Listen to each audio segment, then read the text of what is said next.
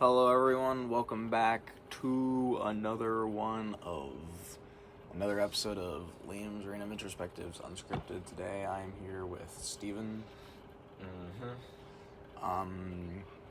And we got a pretty good episode lined up for you guys today, I gotta say. This is gonna probably be one of the best ones so far. It's quite a bold claim.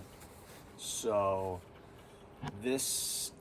we're calling this episode Exploring the Three Forbidden Topics, and the reason we're calling this that is because I don't know if you've ever heard the cliche, whatchamacallit, there's three things you never talk about at dinner. Those are politics, religion, and money. However, and I get that, like those are three very controversial topics. Oh, yeah. Don't want to ruin family dinner with it, but Thanksgiving, notorious for one of these three. But I feel like these are the three most important issues, no matter where you stand on them. These are three of the most important issues that face society.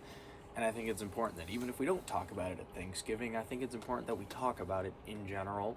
Yeah. So we're just going to be having a little discussion today. I mean, I don't know whether to call this a debate or a discussion, because I guess it's going to be a little bit of both.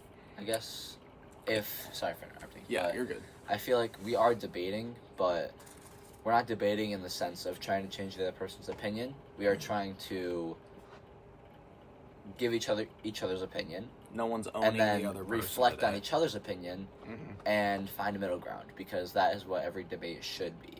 Yeah, It because should be finding middle ground. there's a lot of debates that, go like the whole, Charlie Kirk owns these woke liberal students. That's not what we're trying to do today. We want to actually be productive with this and try to better each other. So, yeah. 6-7. Yeah, let's get into it. I do have my disclaimer. This is a semi-serious podcast that looks way too far into random topics using factual and scientific information for the purpose of comedy and education. As such, certain points may be over-exaggerated or comedic effect, and I highly recommend people do their own research into the topics discussed in the series. Also, these episodes are unrestricted. Participants were informed of today's topic, and we're gonna just let the conversation flow naturally. And also, another thing... I'm just giving a week in advance. Okay, I'm kidding. I'm not going to joke about them. Also, another thing, and this is nothing against Steven, but this is just something that I will say every time there is a guest who is going to share opinions, and it's that opinions expressed by guest may not be endorsed by me, but whether they are or not, I'm not going to edit or alter this in any way, because that is unfair. All opinions of Steven are his own, but they are his unedited opinions. Ooh. So. Alright, guys, time to talk about main topic today. So, oh yeah, and then just one last quick thing. This debate style is going to be informal, so we will not be making opening or closing statements. We will not be timed, and there will be no moderator. Each of us have a glass of water and a drink of our choice, and yeah. So, I think I've covered all the bases. I don't think there's anything else that people need to know. I think you've covered everything. Okay. I'm really happy you did that whole, these are his unedited opinions, because I know some people will, really edit things to make it seem like the other thing, but, this is where we share our opinions. Yep, I audio record these episodes, and the only thing I do to them is I just add the title screen, and then they go straight online. So, yep, no editing whatsoever. Should make a cool little slideshow. That is true. I have thought about making these a little more bougie, but... Oh, the bourgeoisie. Oh. Also, sometimes on these, so one of the things I do like to do on these podcast episodes before we get into the meat of things is I like to do a little news section where I kind of talk about, important things going on, but also I like to talk about things going on in the bros and all that, right? Right. And the only thing I can really think of to mention here is that I dropped Summerfest earlier this week, which... Oh my god. We're actually filming this book way before it's going to be up, but That's insane. I can't believe I get to go home and watch Summerfest, all of it, at home. Oh yeah, by the time this is up, you will have probably already watched it. But yeah, earlier this week I dropped that, which is LRL, Restoration Arc, and Bro House Clubhouse Season 2. Wait, so the finale for Restoration Arc already got filmed? Yeah. Wow. But, so, you guys can go check that out if you want to. It's over on LIAMS Productions. And can't really think of any other news. So it's time to just get into the meat of things. Questions of the day. So the first question we have here is, where do we stand politically? So let's start, before we get into ideologies, let's just start with parties. Let's just start off simply.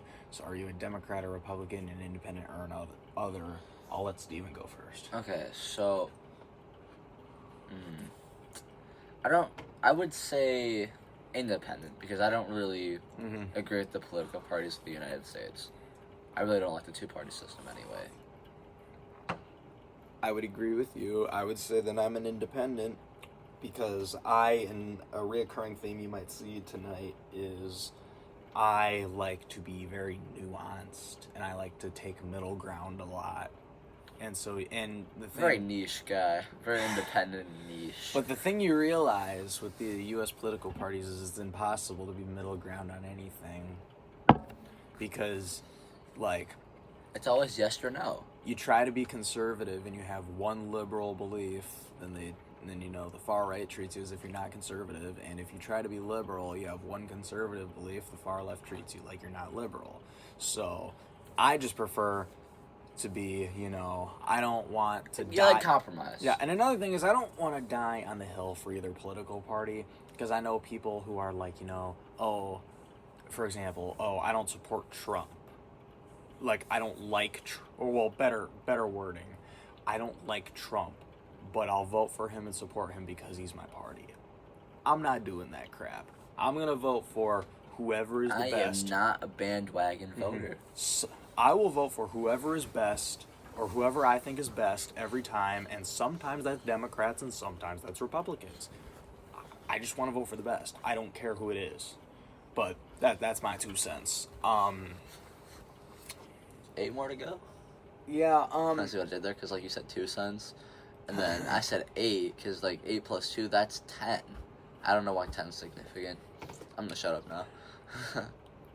Is there anything else we'd like to mention about, politically standing? Not really. I can't vote yet, so I don't really have a, political party to associate with. It's just, because we'll get into the meat of really this whole conversation later in the podcast, so yeah. I think I'll just save my thoughts for then. Yeah, and then second question, where do we stand spiritually? And keep in mind that where you stand spiritually can mean lack thereof. I'll let Steven go first. Well, I don't really believe in a God. I'm not going to say I'm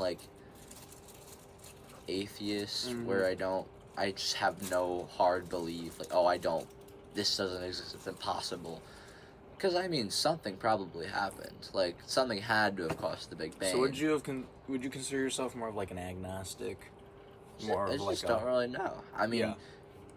I have to see it to believe it, which I know is, asking a lot, because I know a lot of things with religion is faith, in the fact that your God does exist, and you just have to support him, even though he could or could not be real. But that's just not how I roll, per se. I just I just don't believe it. Yeah. But it's not like a agnostic, where I'm not agnostic, I'm not atheist, where it's so you don't, they're wrong for having this belief. So you're not gonna stand out and say, I believe in a God, but you're also not gonna say, I believe there is no God. You're gonna say, I don't really know. It's cool for anyone to believe what they want to believe. I completely get that. Thank you for your opinion. We're in a world where free religion is everything. Let people live how they want to live. Don't let me stop you from having a good time. Yep. And free religion is definitely something that will come back up tonight. Subtle foreshadowing, dude. And you may know this if you watch my channel, I am a Christian. I specifically belong to, I'm what you would call a Protestant, and I'm what you would call a non-denominational Protestant, if you want to get specific. But yeah, I am a Christian.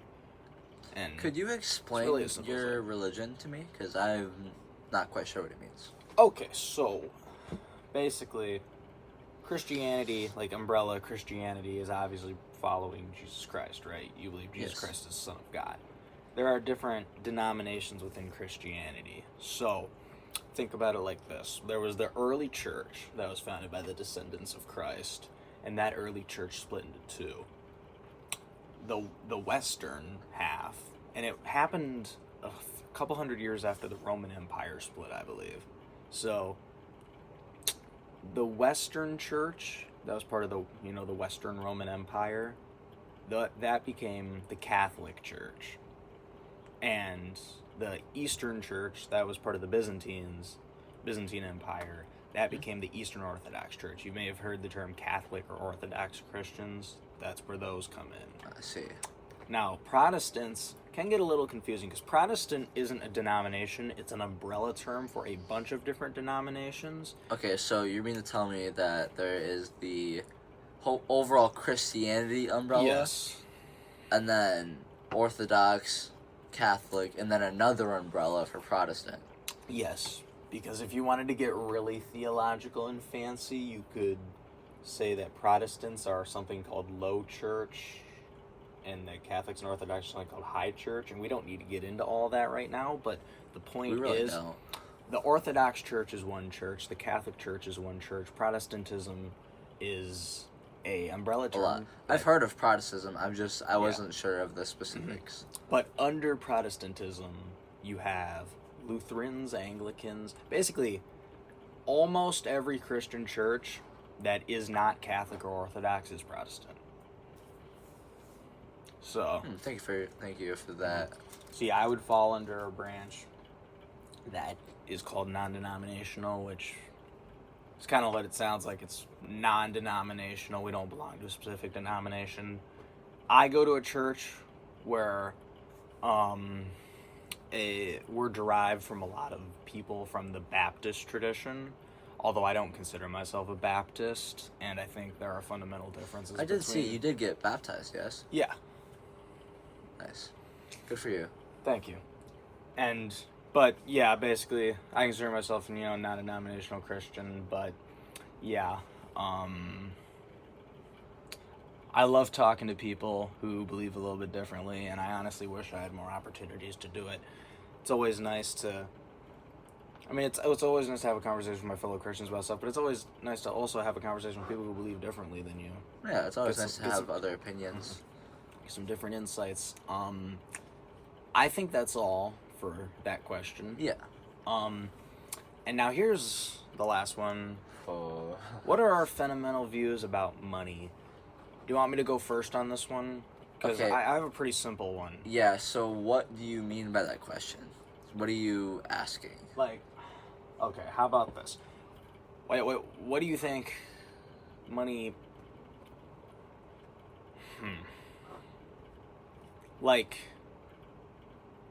what do you think money is or represents?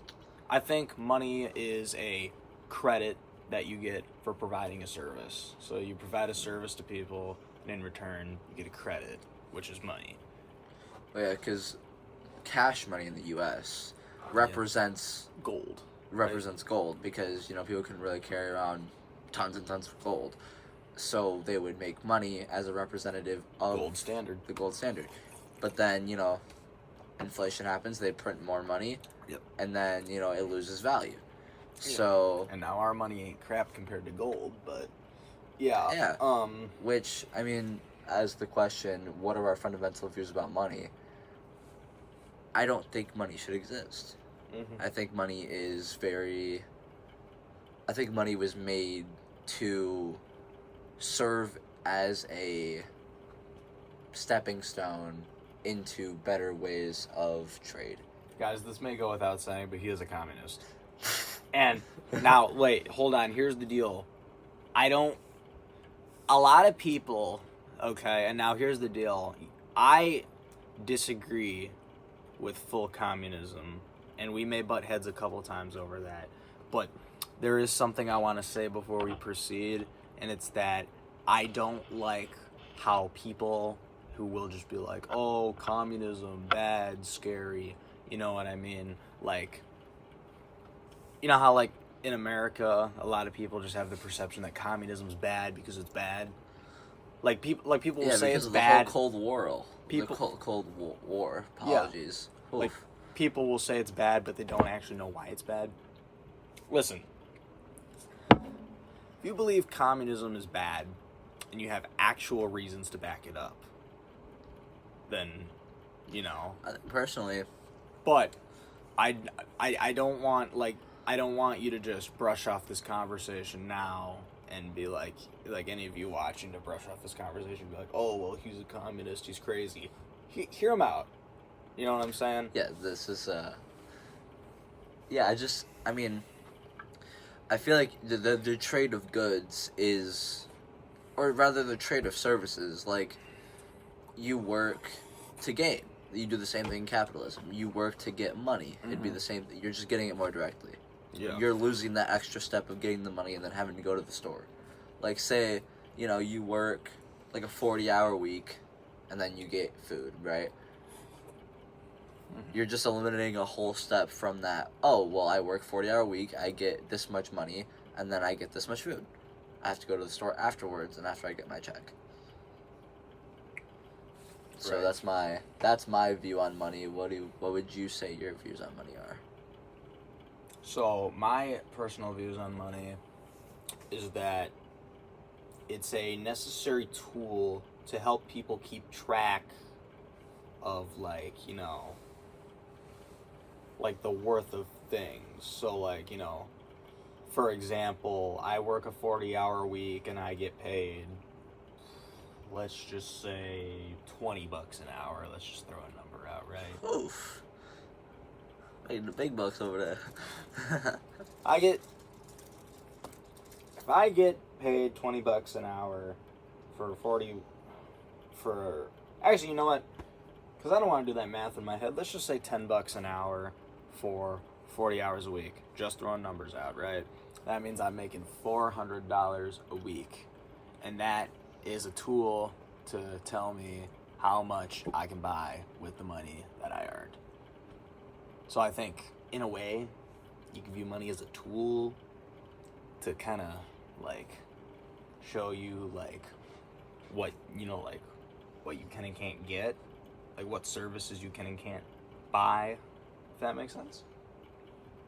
I understand that. Maybe I'm talking in circles, but I think that makes sense. Well, yeah, you're viewing money as a tool to get things. It's a visual representation of your labor. It's kind of like, think about a traffic light, right? A traffic light is a tool that helps drivers know when to stop and start. So how does that relate to money? You're saying that cash is a tool to help people know what they're I don't know if it's good to say what their work is worth, but that's what it is. I mean, they get paid how much the company thinks that their work is worth. Yeah, pretty much. So they get paid what people think their job is worth, and that tells them how much they can spend. So it's kind of like a tool to tell people, like, what they can and can't spend. Is that it for that segment? Yeah, that's all I have to say. I think this is going to be my favorite segment. That's coming up next, because this is going to be... Yeah, so that was all fundamentals, like, you know, those last three questions was meant to set up, like, just let you guys know. Yeah, that's a little intro to, like, what we're going to, like, it's going to be like a little warm-up round of what we're going to think. Mm-hmm. So I thank you for that segment. I think it went very well. Thank you. Thank you for having me. Yeah, of course. Anytime. guys, if you enjoy this type of content, make sure you like, and yeah, let me know if you want to see more of this. But our next question today, and this is a several step question, but we will break it down. What roles should the following institutions play in society? I think there should definitely be a visual for this. Yeah, so what roles should the following institutions play in society? The institutions listed are religious centers, private corporations, local, state, and federal governments, charitable organizations, medical centers, education, correctional facilities, politicians/political parties, and the people, aka the general public. And that's a lot, but like I said, we're going to go step by step here, and we're just going to break this all down. So, what roles should the following institutions play in society? Religious centers. Would you like to go first? Yeah, I think I'll go first. Okay.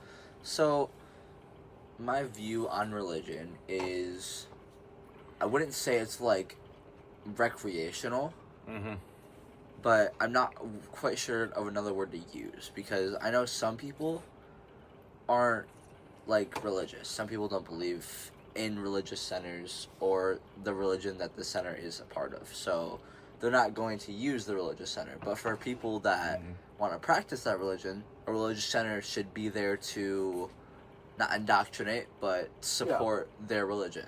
Yes. Not by a cult, not by, forcing other people to believe in what they believe in, but to be like, hey, we're offering our services, stop by and say hi. Yeah. Like your local churches, right? Yeah. They're there in case you need to go there or have a confession, or just, go there on Sundays and see what's up. And just, experience more of that community, which is why I think it's more of like a recreation of sorts.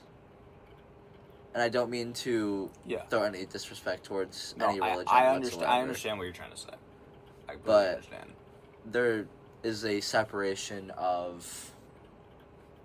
I feel like I'm speaking complete nonsense, but there's a separation between... Not everyone is religious. Religion and then what other people...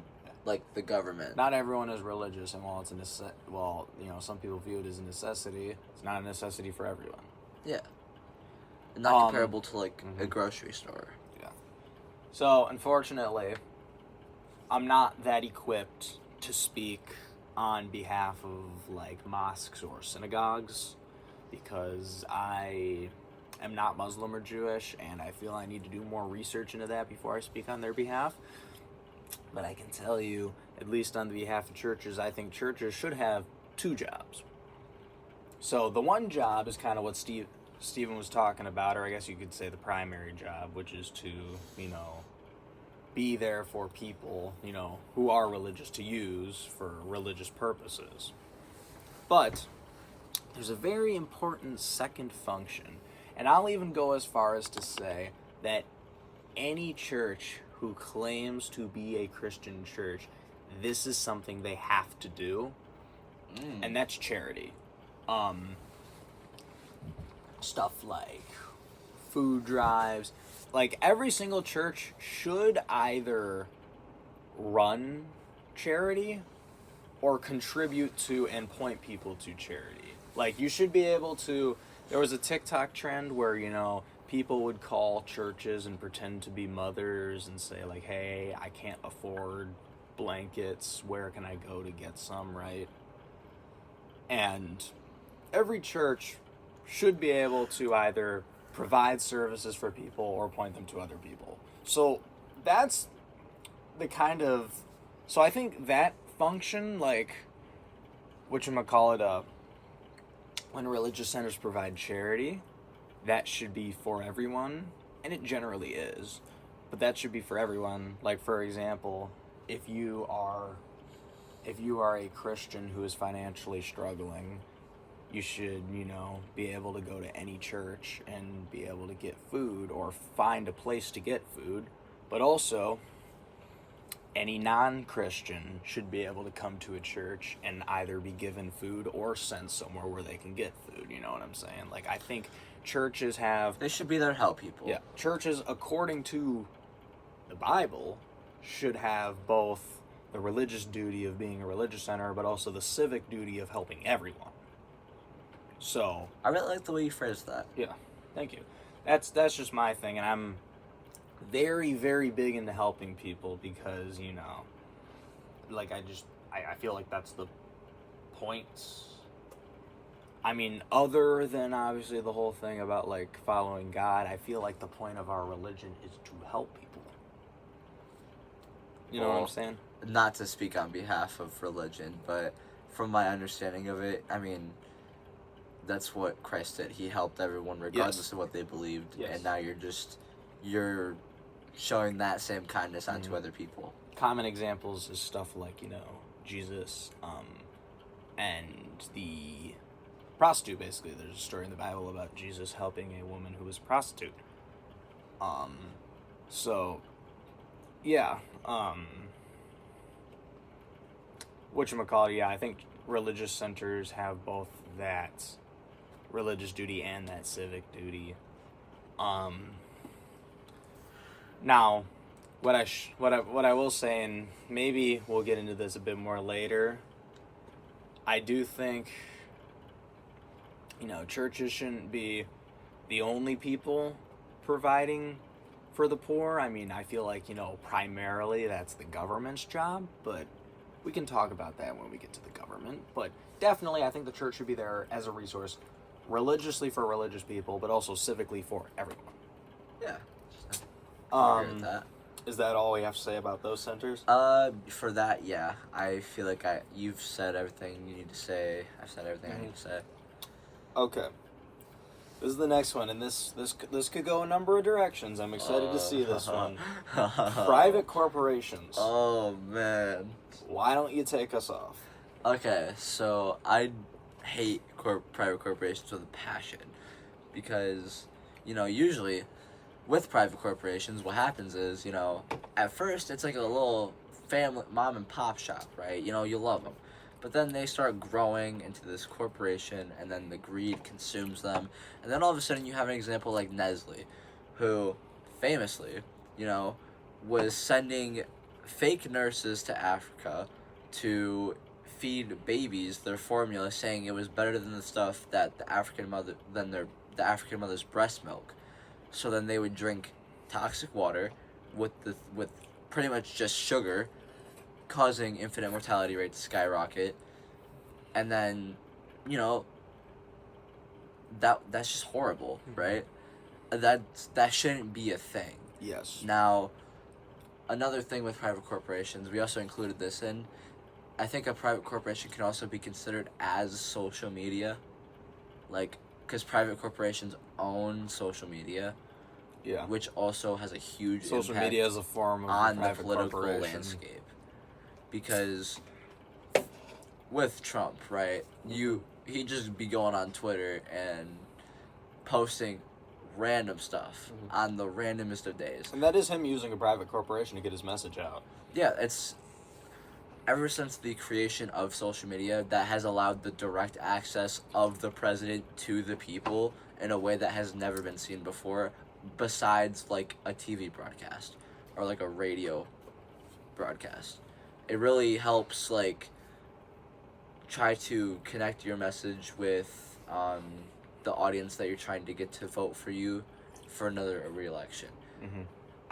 However, I do not think Trump is using that tool very well. I do not think he is. I don't know what he's trying to say half the time. You guys want an episode 4? We can make an entire episode talking about how Trump's not doing that correctly, but yeah. Let's get back on topic of private corporations. I think private corporations should be broken down into local corporations. I feel like the localness of a city is what makes a city. Yeah. Because, I mean, just look at all your major cities, right? Detroit, New York, you know, I only said 2, but there's so many more I just can't think of off the top of my head. How, like, much more pleasing would it be? And if instead of big corporations like BlackRock, Properties, and like, you know, Nestle, PepsiCo. It was like local produce, local delicacies that are specific to that area. Mm. You know, they get foods from the local farms nearby, they get animals nearby. And yeah, you know, sometimes, say, like, you're not going to be able to get oranges in Michigan, which, yeah, then maybe some back and forth delivery. But instead of the whole, hey, let's make a corporation out of this, it's a cooperation between multiple cities. Like, say Michigan's got really good apples, Georgia's got really good peaches, Florida's got oranges. They trade their stuff. Michigan's got excess apples. They've all got the excess stuff. They just give each other the excess and get apples and oranges and peaches. It works out for everybody. And there's no need for money. That is my take on private corporations and social media. If you would like to say your opinion. Okay, so my opinion. And something I want to make clear. I'm going to say this a few times. Theory and practice are two different things. And I'm sure Steven's also going to say that at least once. In theory and in practice are two completely different things. I believe that in theory, private corporations are not a bad thing. Listen, in practice, because all the examples you said were correct. In practice, like, you know, Nestle sending all that bad, not the bad formula, but they sent formula to people with bad water, and the formula requires mixing water, which is a stupidly simple thing that they should have realized. They could have at least sent water along with that formula. Well, no, they were trying to make a monopoly in Africa. That's what their whole goal is. Every private corporation wants to rule the world eventually. It gets to that point where the greed is like, okay, I need to own everything because then I can make more money, and then the CEO can buy $1 billion yachts. So, whatchamacallit, what was I saying? Oh, yeah. And I could name, there are other examples of corporate greed. There's a lot of examples of corporate greed. Actually, we'd be here all day. In practice, a lot of bad things can and do happen. But I think in theory, the idea of somebody having an idea, getting money together, and hiring people to work towards that idea, I don't think it's inherently bad. I think it depends on what they choose to do. And I also do think that, have you ever heard the term laissez-faire? I'm sure you have. Laissez-faire? Yes, I have. Okay, so a laissez-faire type of government is a government that kind of, lays back. Yeah, lays back. Like, I don't care what you guys do. So, a laissez-faire government in capitalism would probably mean something like, corporations can do whatever they want, and we are not going to police them at all. And that's an idea I don't agree with. That is the worst idea ever. I like our current, not going to say I like our current system, but our current system where basically corporations control the economy and people control the economy, but... Do people control the economy? We can get to that in a moment. But the government can still go to break monopolies. Because here's the whole thing. At the end of the day, I believe in competition. I believe that competition drives not only... what's the word I'm looking for? Like innovation, but also I think it that's mainly it, innovation. I think it strives people to make better things for people. But monopolies, kind of, if a company becomes a monopoly, then they no longer have competition. They no longer need to strive to make better products. That's where it's the government's job to come in and break companies apart when they become monopolies. For example, Google right now, whether you agree with this or not, Google right now is currently facing a legal suit from the US government because they basically claim that, you know how Android is owned by Google, right? Right. So the primary browser on all Android phones is Google. Now, Apple, on iPhone, your primary browser is Safari. But Google pays Apple money every year to where whatever you search on Safari, Safari just routes you to Google. Like, Safari routes you through Google.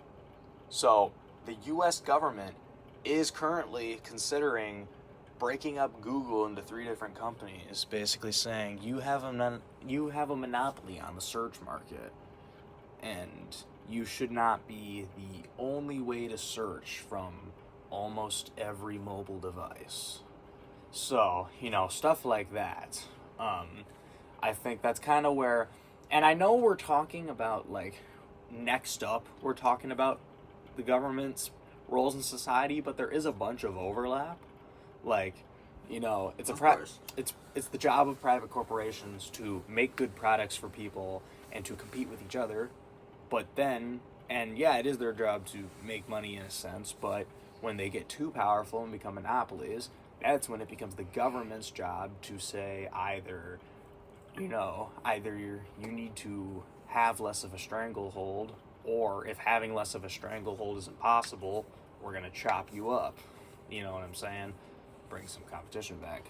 Yeah, so about that competition thing, right?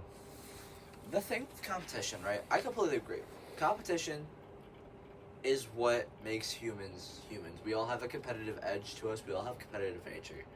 It's what makes us very, successful species in the whole animal kingdom. Mm-hmm. We're very competitive in our nature.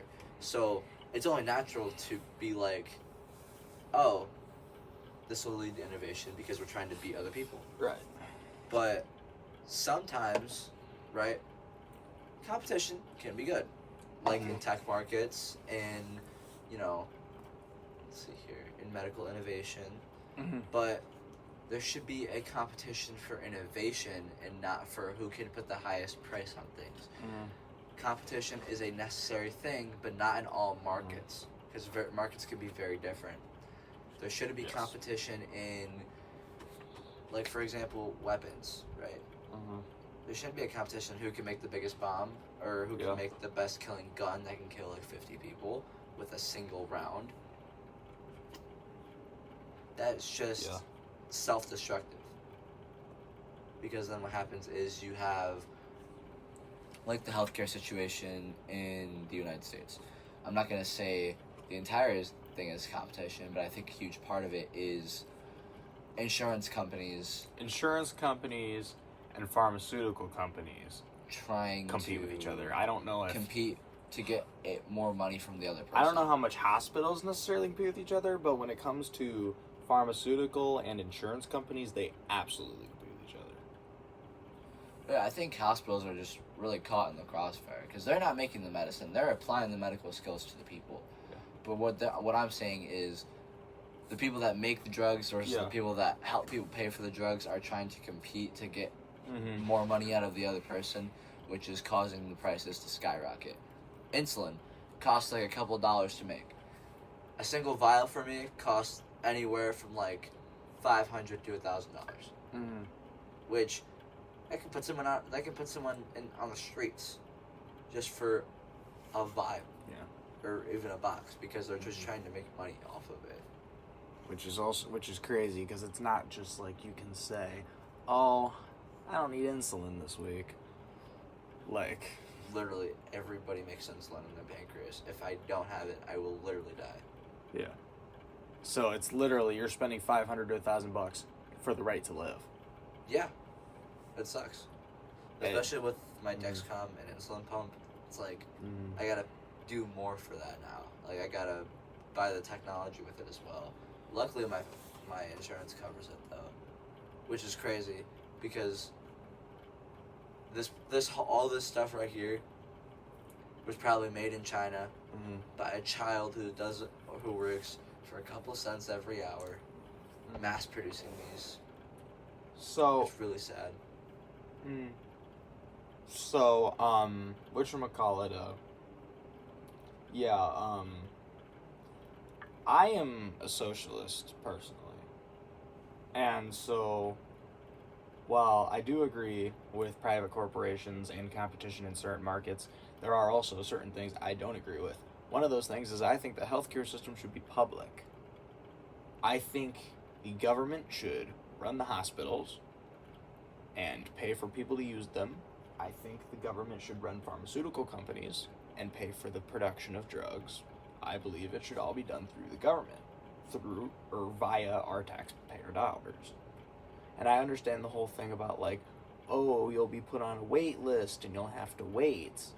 But like, we have to wait to see doctors in America even when we pay for them. I love when people act like, because I understand there's this whole healthcare crisis in Canada, because the way universal healthcare works is, since the government gives healthcare services to all these people, say you want to get into your doctor to see them for something, right? You have to put your name on a list and wait for them to work down the list, right? Which can take time, and that's a problem that probably needs to be solved. But at the same time, even in America, when you're paying for, it may be faster, like our healthcare may be faster than Canada's, but it's not fast. You still have to wait months to get into certain doctors here in America. Our emergency room waits are sometimes more than 24 hours. So, I do believe in public health care. That is a big belief of mine. And I'm going to say another hot take real quick.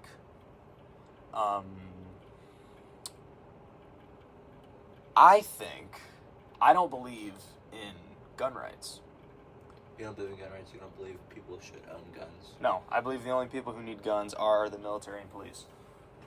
I think that countries who control guns, and I'm not saying every example, but I think more often than not, countries who keep guns out of their citizens' hands are safer than countries who put guns in their citizens' hands.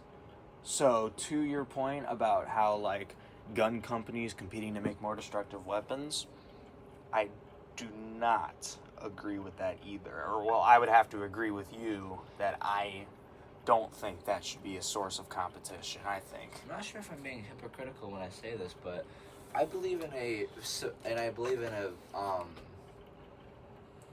variety of gun rights because it's very circumstantial, right? Because on one hand, I understand why you should have gun rights because, if say the government is being really crappy to you, you don't have the power to overthrow the government. You have no weapons to defend yourself. So you could be just like stripped of your rights and your right to live, which is really scary. But, on the other hand, nobody should have guns. Nobody should need to use guns to solve problems. Yeah, and there's also certain countries, and it's a spectrum, because in America, guns are considered a fundamental right. And so while states have different laws about what it takes to obtain a gun, at the end of the day, the right is yours. And so if you have a gun, the state needs to fight. So if you have a gun, the state needs a reason to take it away from you, right? Because it's a fundamental right of yours. In Europe, a lot of European countries, that's the other strong end of it. They just don't allow guns. It's illegal. You will not hold a firearm in many countries in Europe. It's just flat out illegal. I mean, I don't even want to joke about it, but, I think everyone should just go back to, sword dueling, dude. That stuff's tough, right? Yeah. I mean, because, guns and, nuclear bombs are just so destructive. And I feel like it's, why do we need guns? Really think about it. That kind of goes into the whole thing about, should wars be fought with massive armies, or should both political leaders be put in a ring? I think both leaders should and I understand. Sit in a room and talk it out, because I think going to war is stupid. Because that's if me and you were talking, we got into a serious debate, and instead of finding middle ground, we started beating each other up. Yeah, that's kind of We're not finding a solution. Someone's going to surrender, and then they're going to have, like, a lick back where they're going to fight the other guy again. Yeah. War is stupid. Yeah, I get that. But I think we're getting a bit sidetracked. Yeah, but whatchamacallit, like... Oh, yeah, we really got sidetracked. One last thing I was going to say was Canada's more middle ground, because... So here's the deal with Canada, right? Canada has a very large hunting industry. So does the U.S., and I will say that is a valid reason for some citizens to have guns, because hunting is an industry, and a lot of people, a lot of people do it recreationally, but a lot of people make their living hunting. So, but in Canada, the difference between the U.S. and Canada is in the U.S., guns are considered your right to have. In Canada, guns are considered a privilege. So, if you really wanted to get into the gun debate with me, that's a whole thing I could talk about. But that's why I do strongly agree with you that weapons should not be an area where, you have gun companies like Lockheed Martin and different ones who compete with each other. It shouldn't be a priority. Like, I feel like there's so many other things we can focus on. Like, you could focus on, instead of, oh, I can make a bigger tank than you, or I can make a better gun than you, it should be, oh, I made you a pie. Mm-hmm. I'm kidding. That was a joke. But, I mean, like I said, They should focus on better things like the improvement of humanity. Mm-hmm. However, as far as other things go, it is a belief of mine that competition does strive for people to make better consumer products. Because because it is a survival of the fittest system where... Better consumer products. Yeah. You said better consumer products. Yeah. People compete to make better consumer products, so electronics, drinks, snacks, food to an extent, but...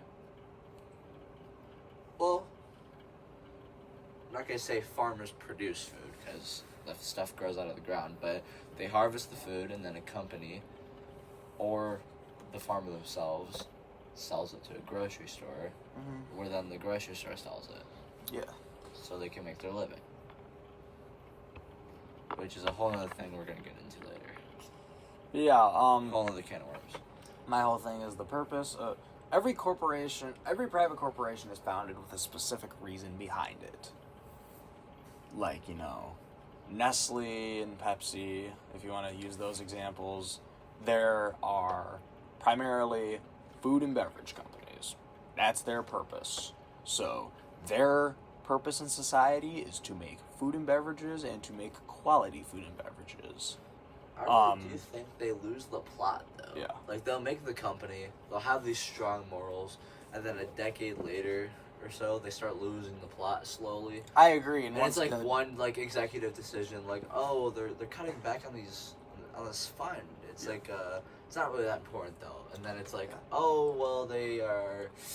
And that's how I always harken back to practice, or on paper versus in practice can be very different. But yeah, those companies are. But yeah, what role do private corporations play in society? Really depends on the corporation. Private corporations, for example, General Motors, their role in society is to make cars. But yeah, now there is one thing. It is a belief of mine. Now, I don't think people should be legally forced to pay to charity, but when have they ever? No, I'm not. No, I'm just giving I'm not saying. Oh, they okay, are. You're just giving an example. Sorry. I was gonna say, when has anyone ever been forced to give charity? No, I'm not saying they are. I'm just saying That's the whole point of charity. I don't think anyone should be forced to give to charity, but at the same time, I do think anyone with money should morally give to charity. Hey, it's like you have enough money to live. Why aren't you helping other people? Yeah, that's what I'm trying to say. And I mean, a lot of private corporations do give to charity, but I would argue I can't really call it I guess you could call it a civic duty. I think it's more of a promotional stunt, to be honest. Yeah. Because, and there is also kind of an interesting debate to be had about that. Like, for example, like, let's say a company runs a, charity thing where they... Or, like, Mr. Beast, didn't he, like, build a village in Africa or something? Or he built, like, houses? He built 100 wells in Africa, I'm pretty sure. So, here's the deal, right? One could argue, oh, Mr. Beast is great for doing that. The other person could argue, oh, Mr. Beast just did that for fame. But the question does become, and I don't think doing charity for fame is the right answer, but 100 wells is 100 wells, regardless of his reason for building them. Well, yeah, it's circumstantial sometimes, because, like, that, he did a good act. He's doing philanthropy as a business. And I mean, whether it's right or not for him to do that, in practice, there are good things being done. I guess, right? Like, I don't know. But yeah, we spent a lot of time on corporations. Wow. Yeah. I think moral of the story: corporations they exist to serve their purpose. Well, they exist to serve their purpose and eventually exploit the proletariats. Do you know what proletariat means? Yeah. Okay, good. Bourgeoisie. Mm-hmm. Okay, you're familiar. Perfect. Can finally start using communist slang around this guy. He knows ball. So, I think it's time to move on. Now, I would say so. We've divided government into 3 different things, and now, depending on if you live in the United States or not, this can look different for you. Like, so we've divided it into local gov, state gov, and federal gov. I wonder if we have that one, like, Slovakian viewer that's like, man, this looks really different. Yeah. But yeah, maybe to you it's your provincial gov, or maybe your country's small enough to where it's just your federal gov. In any case, we've divided it into local, state, and federal gov. So, your local gov is your city or municipality. So let's start there. Okay. So. Do you want me to start, or would you like to start? I think I'll go. So. What is the job of your municipality? What is the job of my local government? I think the job. So I would say like the local government, as in like my city, right? So yes. Like the city of, let's say, Detroit. Yeah. If you live in Detroit, what should Detroit do for you? Okay. So I feel like you're as the, I guess, in the scenario, if you're the president of the city, right, or the mayor, it is your job to maintain roads, ensure fair. Wait, hold on. I gotta think about this for a second. By the way, if any of you out there are pointing your fingers at me like, well, actually, the county does some of that stuff, we'll count them as part of local gov. I mean, the county is part of the local government. Yeah. Anyway. The local government should, it should really incentivize, what was I gonna say? Oh yeah, I feel like the local government should have the job of making cities more walkable, which is a complaint I have with American cities, because in Europe, all the cities are walkable because they were previous cities before the big boom in automobiles. Meanwhile, like in America, we built roads off of the auto revolution. So everything was built around cars. Everything built long distance, everything, you have to drive everywhere. And I just want to walk places. Because I guarantee you, if the cities and everywhere was more walkable, the obesity rate would lower like 5%. Just from that. Yeah. So Europe is way less obese than us, and a large reason. I mean, part of it's in their diet, and part of it's in the fact that we have larger food portions, but a big reason is because of their walking. Can I say something kind of outrageous? I don't think... Okay. Sue me. I don't think just because we have bigger portion sizes doesn't make that obese. I feel like it's the excess of, yeah, I'm going to get McDonald's every day and not exercise. There's a few things that go into it. I don't think, like, the larger portions is the only cause. I think it's a piece in a larger puzzle. Right. It's a very large, complex puzzle, but it would definitely help a lot if we walked more. Oh, for sure. So I do agree that local governments in the U.S. have kind of dropped the ball for over a century at this point, making their cities walkable. I agree. Yeah, because I'm thinking about it through a communist perspective. The local government doesn't do much from what I can think of. You know, I may have some communists watching this, like, this guy's missing out on this, that, and that. I completely understand. And my perspective on the whole communist matter is, like, I just, like, left the socialism bubble, and I'm now just now entering communism, and I realized that I can be wrong. I feel like anyone can be wrong, so it's okay to be wrong, because then what happens is you're like, oh, well, what can I do to learn? So you read more literature, you debate more, you get the perspective of others to make a more well-informed opinion. Mm-hmm. And I think that should be everyone that everyone should strive to do that. Mm-hmm. Especially me. I feel like I could argue communism better if I knew more, but I could argue don't know more yet. I could argue, and like I could argue socialism, capitalism better if I learned more. So yeah, I think that's pretty smart. From a more capitalistic perspective, I think the job of the local government is mainly to provide local services. So, like police, fire, ambulances, parks, recreational services, trash services, recycling services, like local things like libraries, that's one. And yeah. You awake? You awake? Sorry, sleep's getting to me. You may want to sit up. I don't know, man. It's getting really late. We've been going at this for like an hour. No, we're in the middle of master debating. Okay. How long has this been going? God damn, it's been an hour. And we're not even halfway through this. Maybe we could mildly speed this up. Okay. I have a proposal. Okay.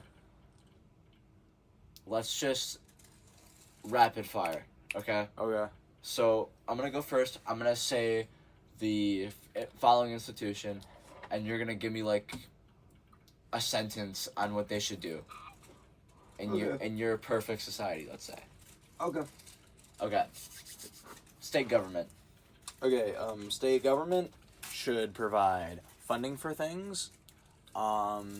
They should provide help to people who need it. So say, like, food distribution funding, like, the emergency food distribution program, food stamps, public housing, some educational funding. So schools is one thing I forgot to say, local gov, but some of that funding should come from the state. And they should also and that's when you start getting to the point of law making. The state should start making laws to govern people and businesses in the state. What the fuck? I just got the worst day job ever. Holy shit. I've been here before. You have been here before. You do come to my house. No, you idiot. This situation before. What? Okay, so that's what you think I'm sorry. Okay. I interrupted you. What's your opinion on the state government? What's my opinion on the state government? What should it do? The state government, let's see here. I mean, I think as far as communism goes, the state government would be more or less provisioning over trade with other, like, say the United States was suddenly turned communist, right? We still have the same states, that. Yeah. The state government should, trade with the other states. Trade should be initiated between all states. And then also provision over things like farms. They should ensure quality health care, quality education, and overall quality of life.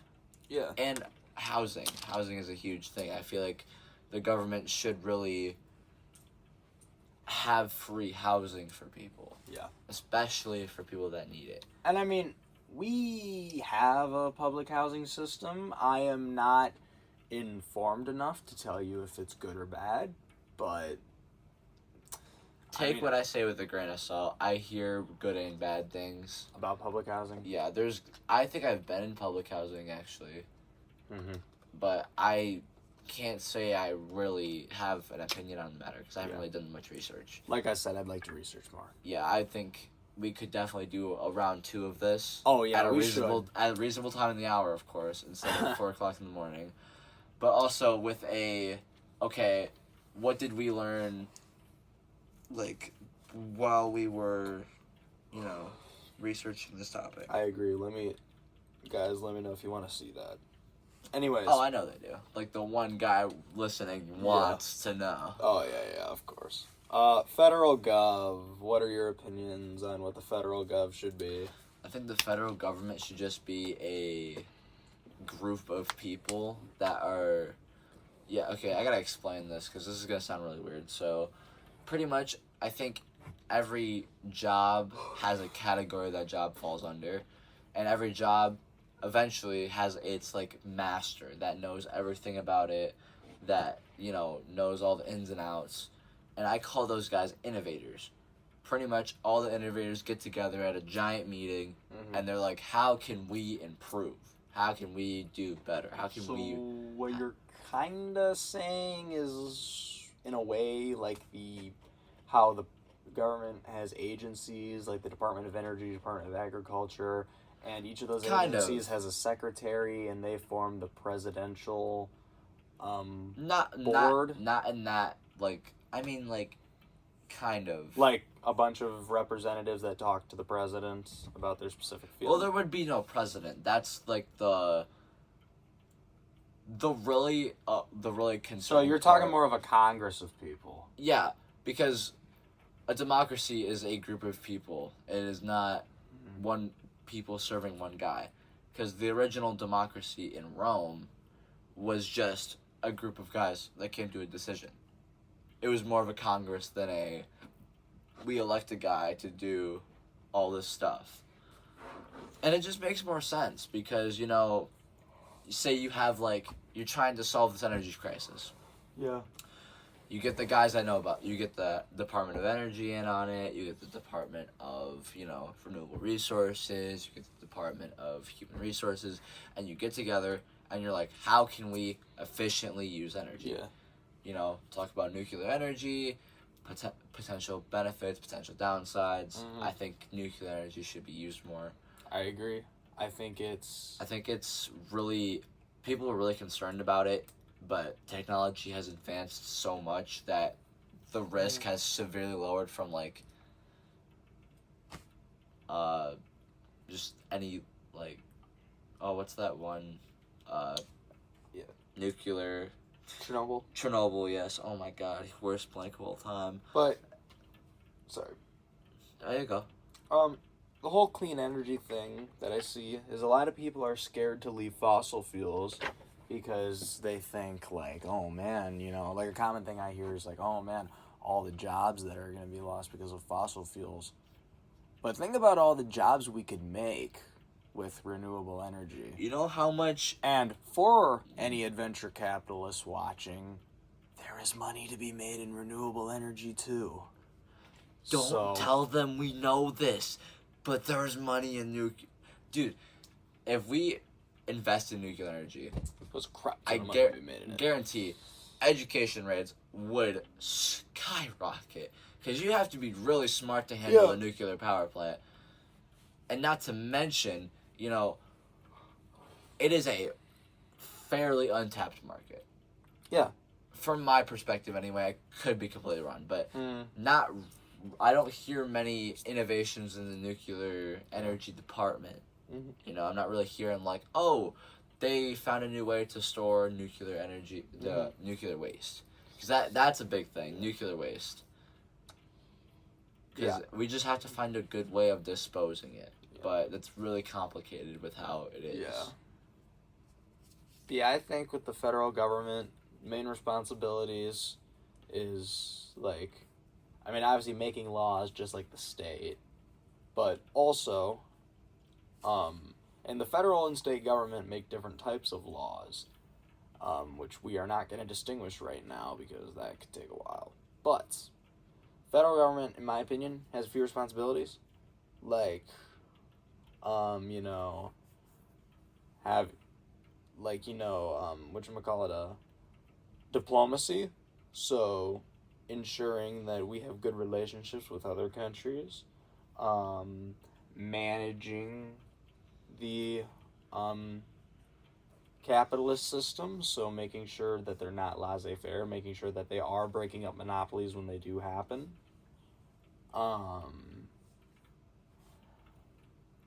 And yeah, it's also their job to provide funding for certain things, and it's their job to have different agencies for different things, like Department of Transportation, Department of Energy, Department of this, Department of that. And yeah. And, and very important, the military, it is their job to protect us. Alright, let's really go through this now. Charitable organizations. I have a very, I love charity. I have a very simple view on charitable organizations, because I feel like, in my opinion, I think the government, mainly on federal, state, well, actually through all three levels, different responsibilities on each, but I think the government should be responsible for taking care of people. I think in communism, charities wouldn't exist because everyone would have what they need. I think charity is picking up the pieces that the government doesn't fill. It's like, for example, when the government doesn't feed hungry people, charities step in and feed hungry people. And I'm not picking apart your argument, but when you say when the government doesn't feed people, people can use that argument. I hate when people do this, but they'll like take that argument and be like, well, it's their fault they're not being fed. It's a problem on both ends, because you need to be just as willing to work as the government is to want to give you help. Because you can't just like bum out and expect the government to help you. Yeah, and I think in either system, capitalism or communism, being a bum is not going to get you anywhere. It's not. You gotta work. I mean, that's a thing. You can't not give and receive. You can't cut your cake and eat it. And I mean, people can go back and forth and argue about, like, oh, do I work less in this system or work less in this system? Honestly, I think you work just as much as you would in either. In the end, at the end of the day, you're not going to get anywhere by being lazy. You do have to put the work in, no matter what system you're a part of. Ooh, that's a good question, actually. Yeah. Would you work more hours in a communist system than a capitalist system? I argue you would work less hours, and it would be happier for everybody. Because in capitalist, you work more hours to get more money. I think that really just depends on the job. But then in a communist system, in a utopian communist system, it is where people work for the betterment of humanity. They work towards a common goal. They don't work for, oh, I gotta get my salary. Oh, I gotta get this raise. It's, say I'm working on like nuclear energy. I'm gonna figure out how to dispose of nuclear waste perfectly. That way, we literally just turn it into its chemical format, which I think could be pretty cool if you could just break nuclear waste down like that. Yeah. Which I'm pretty sure you could, but just like nobody figured out how to do it. Yeah. So, I think that it really just depends. I agree that a lot of people get overworked here. I mean, a lot of people get overworked in communist countries too, so that's a problem across the board. One thing I will say though, and some communists may call this greed, I don't call it greed, I call it being fair, is I may just, because I get the idea, everyone works less hours and everyone gets what they need and leaves with what they need and all that. What if I want more? That's greed, dog. No, but if I work more, it's not greed. If I put in more work to get more. Like if I say, I'm going to pick up an extra shift so I can have more money. That's not greed. That's just me. You're bettering humanity more. Yeah, you have a capitalist view. Mm. You have a capitalist outlook on your life. Mm. Because what you just said, you know, if you work say this guy works 40 hours, you work 60 hours, you expect more, right? Yes. Precisely. Right. It's not your fault. That's what you've been raised on. It's okay. But what communism is, it's literally like this guy works 40 hours, you work 60 hours, you get, like, you better humanity more. You're getting more experience, actually. You're learning more, because that's essentially what it is. Because if you're working, you're going to choose a job that you want to do. Yeah. So you're learning your job more. So I don't know, I feel like there needs to be...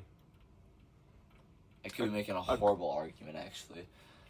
I feel like there needs to be a grand motivator that causes the world to run. And that motivator in communism is eventually the betterment of humanity. It's just so... You can't see it now. It's because I can't even see it now because I'm still in a capitalist system. But in a communist system, that motivator is being better than you were yesterday. Which is very... Yeah. I like that outlook on life itself. I think everyone should be better than they were yesterday. Yeah, I agree. But I also think another issue with the communist utopia is just that I don't think people will work together in harmony without a motivator like money. That's what socialism is.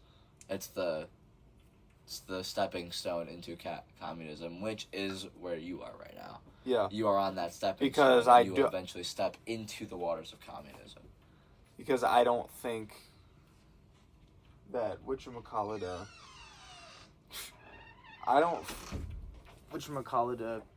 I don't think everyone would just work together. I think you're kind of maybe it sounds bad if I say you're expecting too much out of people, but I don't think I am. I think you are I think humans want something for the work they do, and I think a guy who works more than someone else is entitled to more, wants more, and is entitled to more. Well, with that logic, you know... Because, I mean, even if you want to reduce it to, like, bread, why does a person who works 60 hours get the same amount as a person who works 40? They don't. They don't. If you guys are working the same job, this guy works 40 hours, you work 60 hours, you are... I keep saying this, and I'm going to rephrase this because it's going to sound stupid. You're not only, like I said, you're learning, right? Mm-hmm. So you're getting 20 hours more learning than that guy, so you're going to be better off than him. Because you're going to be able to do your job efficiently, which means you're going to get done quicker. Okay, but that kind of turns into the whole thing, and this is just my opinion, but I feel like in communism, your life is centered around work. Well, I mean... And in capitalism... What is capitalism? I mean, it's work. Your life's centered around work to get money to buy things. But, like, what you're saying is... What I'm saying is... You work hard, and the harder you work, the more luxuries you can get. Not necessarily. It's like, I had a business teacher, and something he told me is, you know... What is one thing everybody wants? And I actually raised my hand, and I said, is it money? And he's like, no. He said, the one thing everyone wants is to be happy. The reason people do things for each other is to make people happy. At the end of the day, that's the whole thing. So I feel like in communism, like what you're describing is just like, just you're forever trying to get better and better at your job, versus in capitalism where it's like you work for your paycheck and you buy things to make you happy. Like, maybe experience doesn't make a person happy. Maybe a person wants things. It's just materialistic as well. Because, yeah, things do make you happy, but, I mean, that's where this cliche comes from, you know? Like, money doesn't buy happiness. It buys the perception of happiness. You don't need much to be happy. Literally, you can be this one guy, I think he was a Roman or a Greek.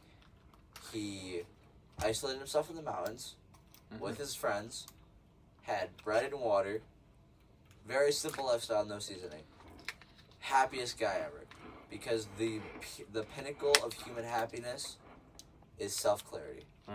It is the no anxiety, no fear of what other people think. It's just, I feel wonderful today. So, to say that, yeah, people should want to have luxuries, but people should have those luxuries instead of in buying things, creating things, making memories, or... Well, and I mean... having other luxuries that aren't materialistic. That's a slightly different conversation, and maybe it sounds bad that I'm not mentioning the fact that, like, I don't love materials over people. I know some people could give less of a shit about, like, family or friends and only care about materials. That's not at all what I'm saying here. Like... Right, you're saying, like... I'm just saying, like, I like material things. I'm not even gonna lie to you. I like material things. I don't like material things as much as you or Nick or Grayson or any of my other friends or any of my family members, but I like material things. There are things I like more than material things, but I like material things, and I think that, like, and my whole thing with capitalism at the end of the day, and the reason why I do support it, at least in theory, even if in practice you could argue me down and say, you know, it's not good. It's a constant back and forth. You can argue both communism and capitalism down. But if I have a really good idea for a product, I do feel that I have the right to make it and to sell it to people. And if people pay me for that product, I feel like I have a right to profit off of it. It's a valid argument. I will agree with that. I don't know how to rebuttal with that. Because, you know, it's a... Both capitalism and communism are lifestyles. You have to live what you're going to sell, if that makes any sense. So yes. if you're a capitalist and you're trying to sell your products, right? You're, whether you're doing it or not, you're helping the gap between the poor and the rich grow ever more slightly. Also, I think a big thing with this debate is I think we can both shake hands on the fact that communism and capitalism are misused in practice. Even if they can, like, you know, you can say that, like, communism on paper, if nobody, you know, communism on paper could be used to do a lot of good, just like capitalism on paper could be used to do a lot of good. A lot of times it's not, though. So, like, I'm sure, and I think we had this conversation earlier, but there are, I believe, and I fact check me if I'm wrong, I believe there are 5 communist countries on this earth, and I believe they are China, North Korea, Laos, Cambodia, and Vietnam. Do you think those 5 countries are good representations of what communism should be? Those countries are not communist. Plain and simple, they're not communist. There's so much more than saying they're communist, but they're not communist. There's different types of communism, because communism stems from Marxism, which is, everybody has a different interpretation of what Marx says. All I'm going off of is the fact that if you look on Google, Google will tell you there are 5 communist countries. That's all I'm going off of. And the reason they're considered communist is because in those 5 countries, the most basic way to explain the difference is in a capitalist free market. Capitalism, corporations control the economy, and in a communist country, government controls the economy. That's the easiest way to distinguish it. And the reason China, North Korea, Laos, Cambodia, and Vietnam are considered communists is because their governments run the... Well, last time I checked, all of those have a currency, right? Yeah. They have currency, so they're not communists. Now, I was going to come out and say that China, or well, all of them, but China's a pretty popular example, so let's roll with them.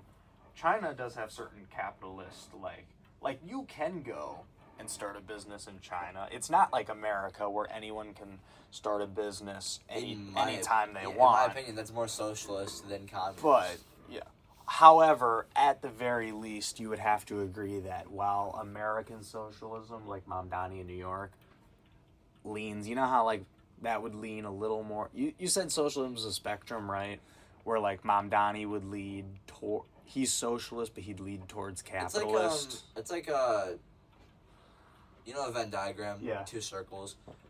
The communism bubble and the capitalism bubble overlap to make socialism, which is in that middle right there. Yeah. You know how, like, Mamdani would be closer to the capitalist side? Yeah, I feel like China would be closer to the communist side. Mamdani's approach to communism is... We can keep capitalism, just have more... policies to I would say cater to socialism. Not to like petty correct you or anything, but I would say socialism, because while capitalism and socialism can coexist, I think capitalism and communism are like fundamentally they're opposites. Like like saying a capitalist communist society is an oxymoron, just because I'm not even saying one's right and one's wrong. I'm just saying like the two cannot coexist. They're literally opposites on the spectrum. That's like saying red and blue are the same color. They're literally like cannot be true. Exactly. So, because in a capitalist, it's all about currency. Communism, currency isn't even a thing. Yeah. It's pretty much like... Well, in true communism, not in... So what would you say the 5 communist countries are? Would you say those are in evolving stages of communism? I would say they're diverging off of their belief of communism. That is not Marxism. So they've picked somewhere to stop, and that's where they are. They want to keep going and do what they're doing. They have dictatorships and totalitarianism there, which is a whole nother can of worms. Yeah. They'll eventually fall, right?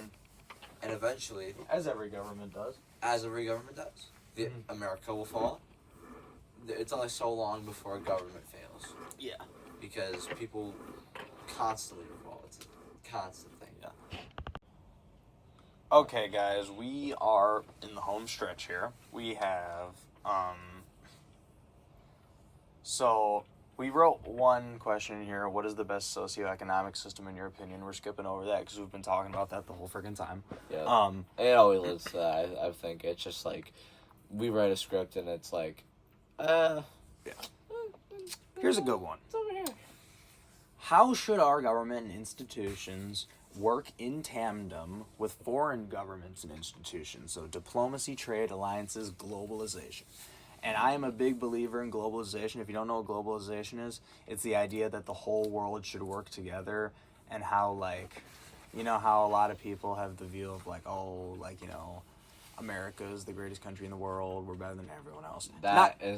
It's not just completely skewed. It's not just Americans. A lot of people have that view of their respective countries. I prefer to think about humanity as a whole. That's globalization. Would you like to go first? Okay. Well, I think how should our government institutions work in tandem with foreign governments and institutions? So that's I say governments and institutions because you can say, like, how should our government work with other governments, but also how should our companies work with foreign companies, if you want to get into all of that. Okay, so I think the governments in general should work together for the, like, not that they should, but I feel like governors should talk with each other and be like, they should give constructive criticism, like, hey, you know, I know we are like on completely different spectrums of the political parties, but I feel like you could use this kind of bill. You know, you could use this kind of policy. This would definitely help you be a better candidate. It's a constructive criticism. It's just helping other people. And how would it help with like trade and stuff? In communism, when you would trade, you just trade resources.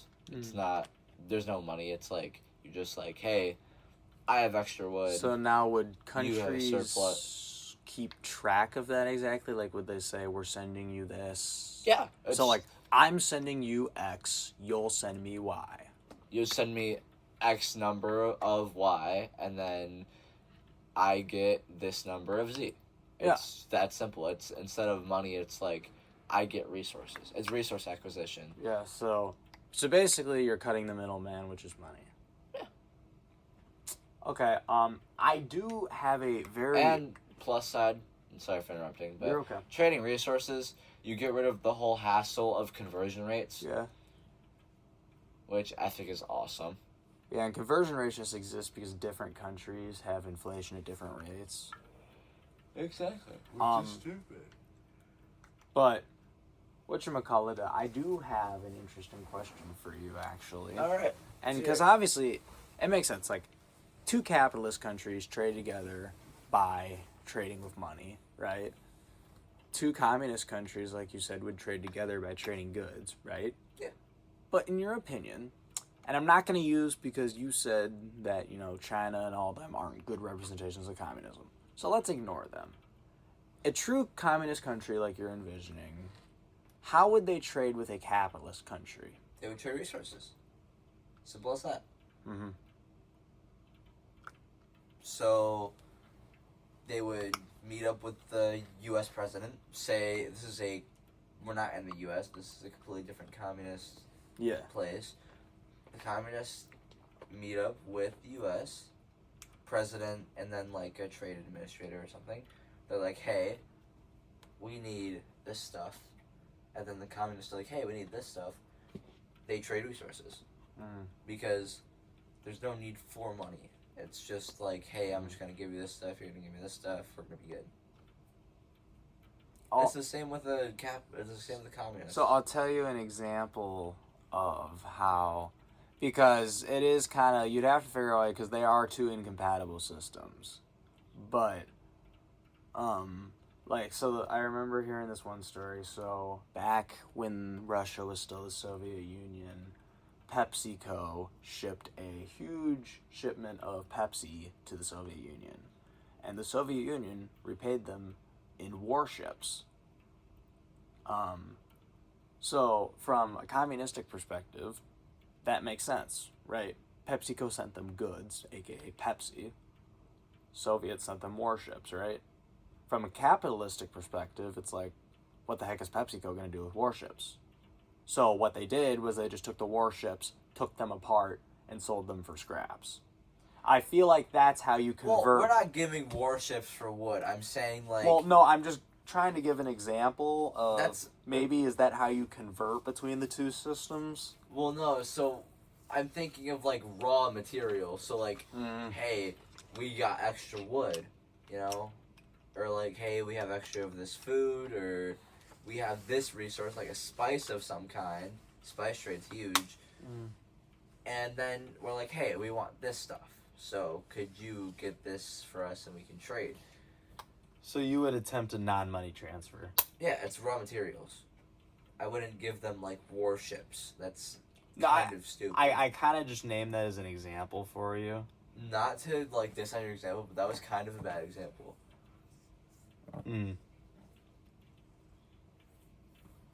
But, yeah, Because communists do not have that many warships to give out. But now, that also does raise a good question, is how would you trade, or would you at all trade with corporations of other countries? Like, for example... What is the corporation offering me? Let's use the PepsiCo example. They're giving you Pepsi. Oh, so then... What do you give them in return? That would be useful to Pepsi. What? What? I'd give them probably more like aluminum, I'll probably give them more aluminum. Okay, and you know what? That's fair. They can make more cans with that. Yeah. Okay. I get that. And then let's see here. Do we have anything else to say on any of these points? You know, I am ready to say though, good night, because I'm tired. Okay, we got one more question. Okay. How do we, and I don't know if this is totally relevant to the capitalist versus communism argument, I kind of just threw this in so we'd have a moral question along with all this socioeconomic talk. How do we deal with criminals who commit heinous crimes? For the purpose of this debate, I'd specifically like to look at rape and murder. Okay.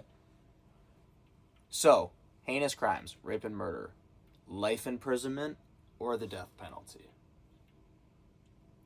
You may go first if you wish. And you can say it's circumstantial too. But what I will say is obviously rape's never defendable, so I don't think that needs to be circumstantial. I'm saying murder is in malicious, not like self-defense or some sort of mistake. They wanted to. Yes. It's like Dexter, or it's like tonight's the night. They wanted to kill a person with no defendable reason. Yep. Movie on Netflix.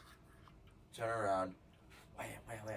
Okay. So do you think that's life imprisonment warrant deserving, or do you think that is death deserving?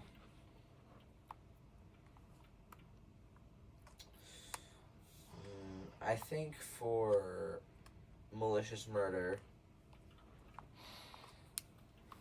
Okay. For me, there has to be a reason that you're killing them. Like, there has to be a threat to humanity. If that makes sense. So, yes. If, say, this girl killed 3 people, and that's a lot of people. Like, when people don't think that's a lot of people, that's 3 people that are now gone. 3 human lives who have been wasted early. I think that murderer should go to jail. Yeah. Or not go to jail. They should be dead. They should die. So they can't do any more damage. You can't be protected by the same system that you're trying to exploit. Mm-hmm. And I think in communism, instead of killing them, you'd send them to the gulag and have them work for free and they don't get anything. Which is why I think the gulag is so cool. So basically, the idea of the gulag is when you try and screw up the system, then you basically do free labor to, like, repay, like, pay off your debt. Not even pay off your debt, you just work as a free worker. It's rehabilitation training. So, like, community service on steroids. Yeah. Okay. And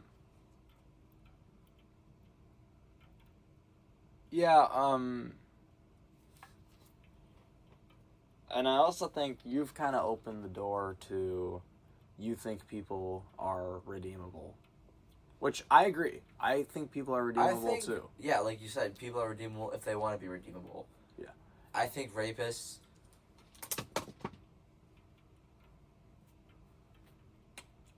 He's being careful. He's being careful with his words here. It's a really tricky situation, very circumstantial. It is. Because on one hand, are they child rapists or, like, it doesn't make it any better either way. Rape is rape, and it's horrible that it happens. There is a additional edge, I think it's though, worse when you're if it's a child. About child. Like, objectively, I think it's worse if it's a child. Yeah. I think child rapists should all die. That's my hot take. I think they should all die in, like, hell. And because here's my belief, right? And I understand there's a lot of religious people who fight the death penalty, and I understand it. I understand, letting everyone live and so they can one day be redeemed, and I understand that. But you got to think about it like this. Is someone who goes around raping children, like, is society safer with them on the earth, or is society safer without them? That's crazy. People should be doing that, though. Like, they'd just be like, hey, little kid, and then they just start raping little kids. And society... babies, too. Oh, my God. Yeah, I mean, like, if you're on Epstein Island and you're eating babies, I'm going to wager, like, sorry, I think society is better off without you in it. I genuinely think death on everyone that went on Epstein's I Island would sleep better at night knowing that there are no baby eaters on Earth versus, oh, we let the baby eaters live so that maybe they could be redeemed one day. I mean, you know what I'm saying? Like, it's a point of no return. It's like, after a certain point, it's like, okay, you clearly don't want to be redeemed. And I mean, here's the deal. I am religious, and I do believe that you can go to God at any time and ask for forgiveness. But that's why in the prison system, we have chaplains. You have what are called last rites, where, like, if you are put on the death penalty before you die, you can, like, you know, you can get baptized, you can go to confession, you can do different religious ceremonies in prison. So in my religious view, you know, I think you can still make yourself right with God in the time, you know, before you die, but still, I think the world is safer without some people in it. You know what I'm saying? Yeah, I get and that. I think we give people their last rights, 100%. You don't deprive people of their last rights, but at the same time, you know. And the reason I said life imprisonment versus death penalty is because I think we can both agree that the people should not just walk free. Like, I think we can both agree that if you kill someone or rape someone, that you should not just be turned down on the street. That is a very corrupt thing that does happen a lot of times. But, yeah. Anyways. I think that's it. I think so, too. It It was a really good conversation. Yeah, thank you, Steven. I'm going to shake your hand. Thank you for doing this. It is nice to have Of course. a civil debate with somebody who thinks a little differently than I do. I'm happy to help. And I wish you luck in your research. I wish you luck in your research as well. Thank you. And guys, thank you all so much for watching. I really enjoyed doing this episode. If you'd like to see more like this, just make sure to leave a like. And yeah, we will see you guys in the next one.